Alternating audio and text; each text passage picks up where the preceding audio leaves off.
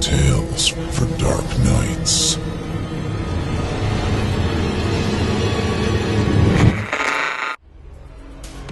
The following performance is a third-round entry in the 2016 Evil Idol voice acting competition, and you, the listener, get to help decide who wins.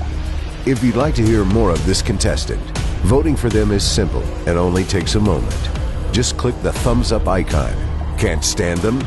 Then click the thumbs down icon instead, and cast them into the digital netherrealm from whence they came. You decide their fate. Good luck to all of our contestants. The Visitor. Written by Jack Ketchum. Performed by Michael Wetch for Chilling Tales for Dark Nights and the Evil Idol competition. The old woman in bed number 418B of Dexter Memorial was not his wife. There was a strong resemblance, though. B had died early on. He had not been breathing well that night, the night the dead started walking, so they had gone to bed early without watching the news, though they hated the news and probably would have chosen to miss it anyway. Nor had they awakened to anything alarming during the night. He still wasn't breathing well or feeling much better the following morning when John Blount climbed the stairs to the front door of the mobile home unit to visit over a cup of coffee, as was his custom 3 or 4 days a week, and bit Beatrice on the collarbone, which was not his custom at all. Breathing well or not, Will pried him off of her and pushed him back down the stairs through the open door. John was no spring chicken either, and the fall spread his brains out all across their driveway. Will bundled Beatrice into the car and headed for the hospital half a mile away. And that was where he learned that all across Florida, all over the country and perhaps the world, the dead were rising. He learned by asking questions of the harried hospital personnel, the doctors and nurses who admitted her. B was hysterical, having been bitten by a friend and fellow golfer, so they sedated her, and consequently it was doubtful that she ever learned the dead were doing anything at all, which was probably just as well. Her brother and sister were buried over at Stonyview Cemetery, just 6 blocks away, and the thought of them walking the streets of Punta Gorda again, biting people, would have upset her. He saw some terrible things that first day. He saw a man with his nose bitten off, the nosebleed to end all nosebleeds, and a woman wheeled in on a gurney whose breasts had been gnawed away. He saw a black girl, not more than 6, who had lost an arm. Saw the dead and mutilated body of an infant child sit up and scream. The sedation wore off, but B continued sleeping. It was a troubled, painful sleep. They gave her painkillers through the IV and tied her arms and legs to the bed. The doctors said there was a kind of poison in her. They did not know how long it would take to kill her. It varied. Each day he would arrive at the hospital to the sounds of sirens and gunfire outside, and each night he would leave to the same. Inside it was relatively quiet unless one of them awoke, and that only lasted a little while until they administered the lethal injection. Then it was quiet again, and he could talk to her. He would tell her stories she had heard many times, but which he knew she would not mind his telling again. About his mother sending him out with a nickel to buy blocks of ice from the Iceman on Stuyvesant Avenue. About playing pool with Jackie Gleason in a down-neck Newark pool hall just before the war and almost beating him. About the time he was out with his first wife-to-be and his father-in-law-to-be sitting in a bar together, and somebody insulted her, and he took a swing at the guy, but the guy had ducked, and he pasted his future father-in-law instead. He would urge her not to die, to try to come back to him. He would ask her to remember their wedding day and how their friends were there and how the sun was shining. He brought flowers until he could no longer stand the scent of them. He bought mylar balloons from the gift shop that said, get well soon, and tied them to the same bed she was tied to. Days passed with a numbing regularity. He saw many more horrible things. He knew that she was lingering far longer than most did. The hospital guards all knew him at the door by now and did not even bother to ask him for a pass anymore. 418B, he would say, but probably even that wasn't necessary. Nights he'd go home to a boarded-up mobile home in an increasingly deserted village, put a frozen dinner into the microwave, and watch the evening news. It was all news now, ever since the dead started rising, and when it was over, he'd go to bed. No friend came by. Many of his friends themselves were dead. He didn't encourage the living. Then one morning, she was gone. Every trace of her. The flowers were gone, the balloons, her clothing, everything.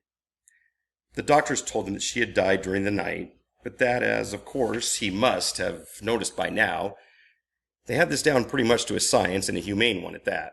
That once she'd come back again, it had been very quick, and she hadn't suffered. If he wanted, he could sit there for a while, the doctor said, or there was a grief counselor who could certainly be made available to him. He sat. In an hour, they wheeled in a pasty-faced redhead, perhaps 10 years younger than Will, with what was obviously a nasty bite out of her left cheek just above the lip. A kiss perhaps gone awry. The nurses did not seem to notice him there, or if they did, they ignored him. He sat and watched the redhead sleep in his dead wife's bed. In the morning, he came by to visit. He told the guard 418B. He sat in the chair and told her the story about playing pool with Gleason, how he'd sunk his goddamn cue ball going after the 8, and about buying rotten hamburger during the Great Depression, and his first wife crying well into the night over a pound of spoiled meat. He told her the old joke about the rooster in the henyard. He spoke softly about friends and relations long dead. He went down to the gift shop and bought her a card and a small potted plant for the window next to the bed. 2 days later, she was gone. The card and potted plant were gone too, and her drawer and closet were empty. The man who lay there in her bed was about Will's age and roughly the same height and build, and he had lost an eye and an ear along with his thumb, index, and middle fingers of his hand, all on the right side of his body. He had a habit of lying slightly to his left as though to turn away from what the dead had done to him. Something about the man made Will think he was a sailor. Some rough, weathered texture to his face, or perhaps the fierce, bushy eyebrows and the grizzled white stubble of beard. Will had never sailed himself, but he had always wanted to. He told the man about his summers as a boy at Asbury Park and Point Pleasant down at the Jersey shore, nights on the boardwalk and days with his family by the sea. It was the closest thing he could think of that the man might possibly relate to. The man lasted just a single night. 2 more came and went, a middle-aged woman and a pretty teenage girl. He did not know what to say to the girl. It had been years since he'd even spoken to a person who was still in her teens, unless you could count the cashiers at the market. So he sat and hummed to himself and read to her out of a 4-month-old copy of People magazine. He bought her daisies and a small stuffed teddy bear and placed the bear next to her on the bed. The girl was the first to die and then come back in his presence. He was surprised that it startled him so little. One moment the girl was sleeping, and the next she was struggling against the straps which bound her to the bed, the thick gray-yellow mucus flowing from her mouth and nose spraying the sheets they had wrapped around her tight. There was a sound in her throat like the burning of dry leaves. Will pushed his chair back toward the wall and watched her.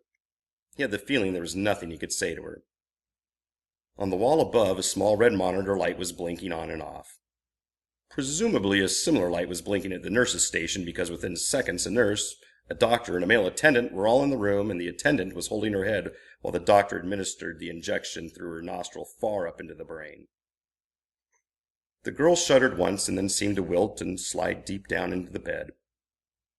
The stuffed bear tumbled to the floor. The doctor turned to Will.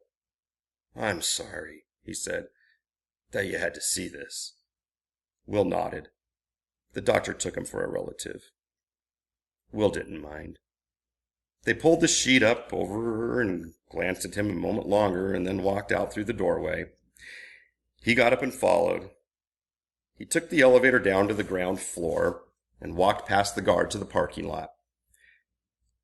He could hear automatic weapons fire from the Walmart down the block. He got into his car and drove home. After dinner, he had trouble breathing, so he took a little oxygen and went to bed early. He felt a lot better in the morning. 2 more died, both of them at night, passed like ghosts from his life. The second to die in front of him was a hospital attendant.